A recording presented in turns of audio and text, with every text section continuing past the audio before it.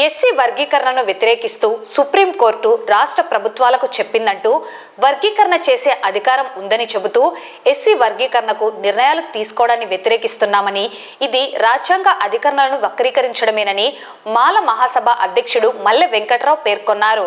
ఈ మేరకు నంద్యాల పట్టణంలోని నిశాంతి భవన్లో ఏర్పాటు చేసిన మాలల సంఘాల జేఏసీ ముఖ్య నాయకుల సమావేశం నిర్వహించడం జరిగింది.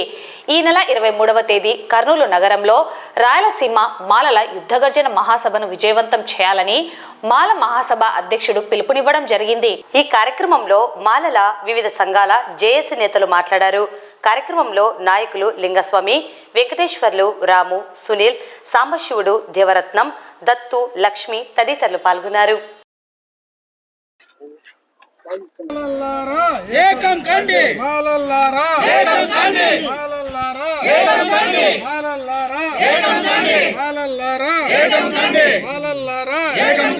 జయప్రదం చేయండి కర్నూలు.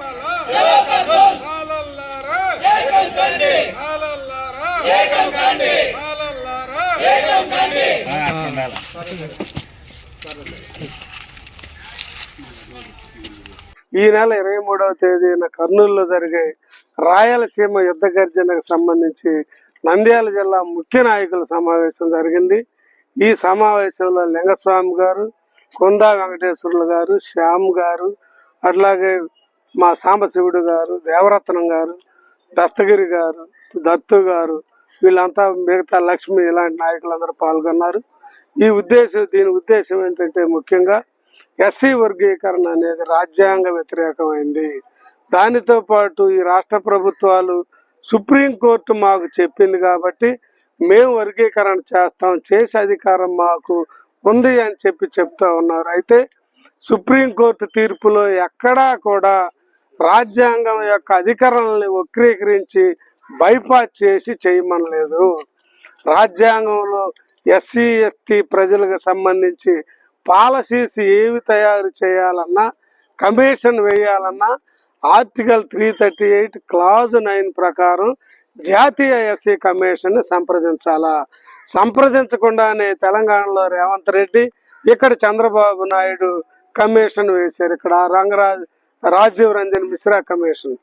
ఇట్లాగే చంద్రబాబు నాయుడు గతంలో అధికారం ఉన్నప్పుడు 1996లో రామచంద్రరాజు కమిషన్ వేశాడు. ఇది రామచంద్రరాజు కమిషన్ ఏ గ్రౌండ్స్ మేరకు వేశాడో రాజీవ్ రంజన్ మిశ్రా కమిషన్ కూడా అదే గ్రౌండ్స్ తో వేశాడు. అయితే అప్పుడే 97లో జస్టిస్ ప్రభాశంకర్ మిశ్రా ముగ్గురు జస్టిసుల ధర్మాసనం రామచంద్రరాజు నివేదికను కొట్టేసింది. ఈరోజు ఎంఆర్పిఎస్ ఉషా మెహ్రా నివేదిక రికమెండ్ చేసిందని చెప్తున్నారు. అది కూడా పూర్తిగా తప్పు. ఉషా మెహ్రా నివేదికని 2012లోనే నేషనల్ ఎస్సీ కమిషన్ కొట్టేసింది. ఇంకొక కొత్త వాదన నింద మా మీద వేస్తా ఉన్నారు. 1965లోనే లోకూర్ కమిటీ మాలల్ని రిజర్వేషన్ల నుంచి తీసేయండి అని చెప్తే 2024 వరకు కొనసాగిస్తారా? ఇది అన్యాయం అని ఎంఆర్పిఎస్ తో పాటు అన్ని రాజకీయ పార్టీలు, కుల సంఘాల నాయకులు, బీసీ నాయకులు కూడా మాట్లాడుతూ ఉన్న పరిస్థితి.